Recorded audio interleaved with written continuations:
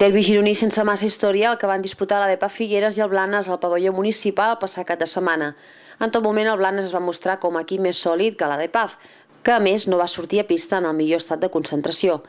Malgrat això, el descans arribava amb poc desavantatge, amb un parcial de 32 a 38, després d'un increïble triple d'Edu Vallmajor des de mitja pista. A la segona meitat, el Blanes va prémer l'accelerador i es va mantenir distanciat en el marcador, gràcies a ràpides transicions i al domini del rebot que li permetia segones i terceres opcions en atac. Els figuerencs van fer un darrer esforç a les acaballes del tercer període i es va arribar a posar 4 punts. Malgrat això, el Blanes va mostrar ser més sòlid en general i es va imposar finalment el derbi per un clar 69 a 77.